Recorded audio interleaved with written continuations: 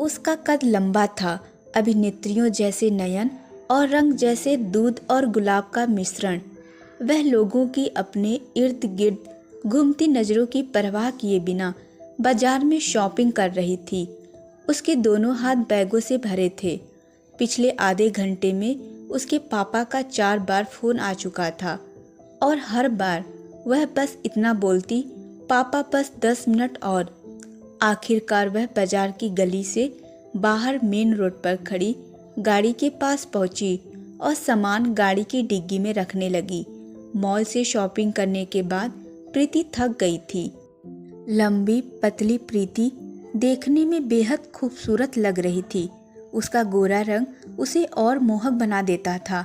उसके लंबे बाल बड़े सलीके से उसके मुंह पर गिर रहे थे। उसी वक्त एक मोटरसाइकिल उसके करीब आकर रुकी। बाइक सवार ने जैसे ही हेलमेट उतारा, वह चिल्लाई, अब क्या लेने आए हो? अब तो मैं शॉपिंग कर भी चुकी। 2 घंटे पहले फ़ोन किया था। मैं कपड़े तुम्हारी पसंद के लेना चाहती थी, मगर सब सत्यानाश कर दिया। आ ही तो रहा था, मगर जैसे ही ऑफिस से निकला, बॉस गेट पर आ धमका। उसको पता चल जाता तो डिसमिस कर देता। छिप कर आना पड़ता है। और रही बात पसंद की, वह तो हम दोनों की एक जैसी ही है। राहुल, कब तक बहकाते रहोगे? प्रेम की बड़ी बड़ी बातें करते हो और जब भी तुम्हारी ज़रूरत पड़ी बेवक्त ही मिले। वह आगे बोली, सरप्राइज़ भी तो देना था तुम्हें। कैसा सरप्राइज़? मुझे देखने लड़के वाले आ रहे हैं। सुनते ही राहुल के चेहरे का रंग जैसे उड़ गया। उसने हाथ में थामा हेलमेट बाइक के ऊपर रखा और प्रीति के पास जाकर उसका हाथ थाम कर बोला, प्रीति, मजाक की भी हद होती है। लेट क्या हो गया? तुम तो जान लेने पर आ गई। क्या करूं, तुम्हारे बिना किसी काम में दिल जो लगता नहीं। जाने कितने लड़कों में नुक्स निकालकर अभी तक तुम्हारे इंतजार में बैठी हूँ, मगर कब तक? बस 1 साल और, बहन की शादी हो जाए, फिर ले जाऊंगा तुमको दुल्हन बनाकर। प्रीति ने गहरी सांस ली। उसने धीरे से राहुल की पकड़ से अपना हाथ आज़ाद किया और गाड़ी में बैठकर चल दी। जिस गति पर गाड़ी दौड़ रही थी, उसी गति से पुरानी यादें प्रीति के दिमाग में आ जा रही थी। राहुल 4 साल पहले अचानक से उसके जीवन में आया था, तब जब उसने कॉलेज में दाखिला लिया था। कॉलेज की रैंकिंग प्रथा से उसकी जान बचाने वाला राहुल ही था। राहुल की इस दरिया दिली ने प्रीति के दिल में राहुल के लिए एक अलग जगह बना दी थी। दोनों अक्सर एक साथ रहने लगे। कॉलेज कैंटीन तो ऐसी जगह थी जहां खाली समय में दोनों रोज घंटे बातों करते रहते। महीनों तक उनमें से किसी ने उस प्रेम का इजहार ना किया जो पता नहीं कब दोस्ती से प्रेम में बदल गया था। राहुल कुछ था भी ऐसा कि उसकी दिलकश अंदाज में की गई बातें सबको उसका दीवाना बना देती थी। प्रीति तो उसे पहले दिन ही अपना दिल दे बैठी थी। एक दिन दोनों कैंटीन में साथ बैठे बातें कर रहे थे कि राहुल ने कहा, 2 महीने बाद परीक्षा हो जाएंगी और मैं चला जाऊंगा। कहाँ? प्रीति खोई सी बोली, घर। और कहाँ? आखिरी साल है मेरा, परीक्षा के बाद तो जाना ही होगा। मेरा क्या होगा? पहली बार प्रीति ने राहुल का हाथ थामकर पूछा। राहुल ने भी दोनों हाथ से उसका हाथ थाम लिया। प्रीति की नज़रें झुक गई थीं। उसने अप्रत्यक्ष रूप से प्रेम का इजहार जो कर दिया था। फिर परीक्षा हो गई और साथ जीने मरने का वादा कर राहुल ने कॉलेज छोड़ दिया। अब जब भी दोनों को समय मिलता, किसी पार्क या होटल में मिल लेते जो था। प्रीति ख्यालों में इस कदर खोई थी कि उसे पता ही नहीं चला कि गाड़ी गलत रास्ते पर चली गई। उसने आसपास गौर से देखा। बहुत दूर निकल आई थी। खुला खुला सा रोड सकरी गली में कब तब्दील हो गया उसे तो आभास ही न हुआ। किसी से रास्ता पूछने की गरज में उसने इधर उधर नज़र दौड़ाई तो कुछ फासले पर 2 लड़के सिगरेट फूंकते दिखे।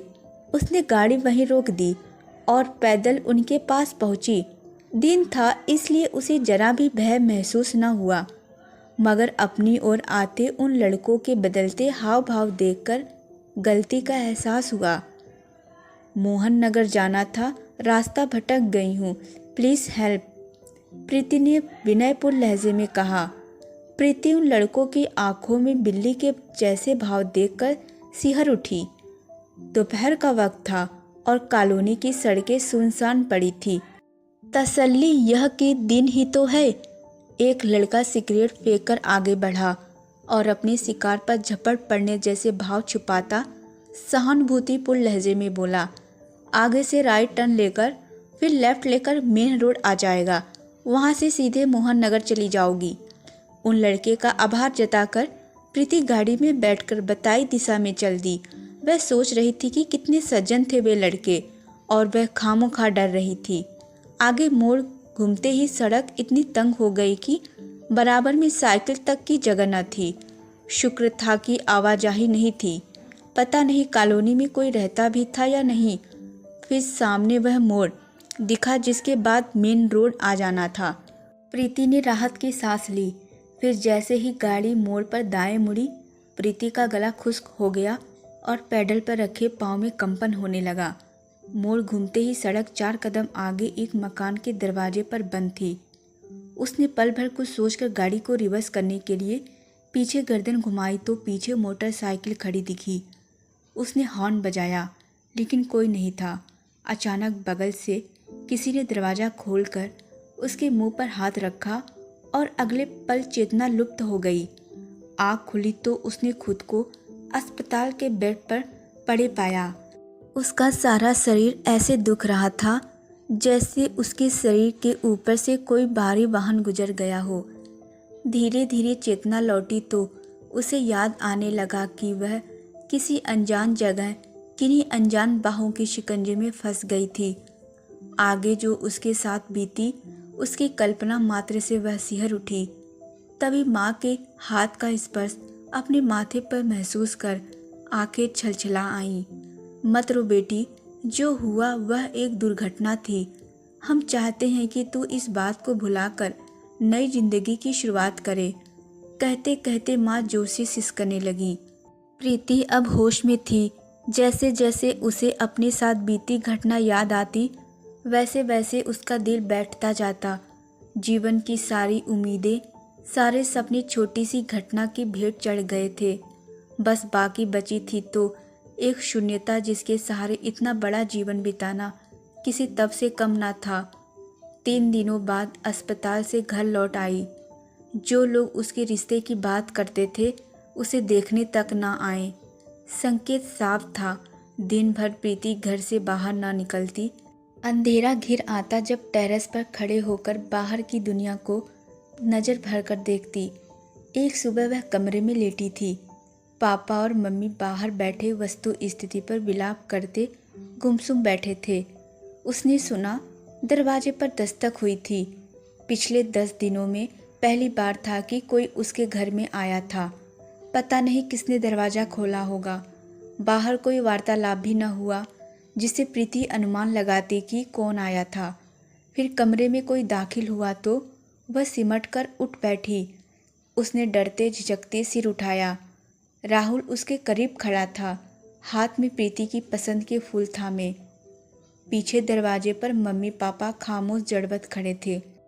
राहुल ने फूल प्रीति के करीब बेड पर रख दिए और एक किनारे पर बैठ गया। मैं काम के सिलसिले में शहर से बाहर था, कल ही लौटा हूँ। काश कि मैं बाहर ना गया होता। ऐसा हम अक्सर सोचते हैं। हम सोचते हैं कि हम हर जगह रहकर किसी की अनहोनी के होने से रोक देंगे। यह सोचना अपने आप को दिलासा देने की कोशिश के सिवा कुछ नहीं। एक घटना जीवन की दशा और दिशा दोनों को बदल देती है, लेकिन जिधर भी दिशा मिले चलते जाना है, यही जीवन है। मैं काफ़ी मुसीबतों के दौर से गुजरा हूँ। अब कुछ कमा रहा हूँ और इस मुकाम पर हूँ कि जीवन को लेकर अपने सपने बुन सकूँ। मैं सपने बुनता हूँ और उन सपनों में हमेशा तुम ही रही हो प्रीति। मैं चाहता हूँ कि वे सपने जस के तस रहें, जिनमें हंसती मुस्कुराती प्रीति हो, ऐसी मायूस और हारी हुई नहीं। कहते कहते राहुल भावुक हो गया। उसने प्रीति का हाथ थाम एक पल के लिए प्रीति को कुछ समझ नहीं आया कि क्या प्रतिक्रिया दे, लेकिन राहुल के बेइंतहा प्रेम को देखकर उसकी आंखें भर आईं। वह राहुल से लिपटकर रो पड़ी। दिल में दबी उम्मीदों के ऊपर पड़ी पश्चाताप की बर्फ आंसुओं के रूप में बह रही थी।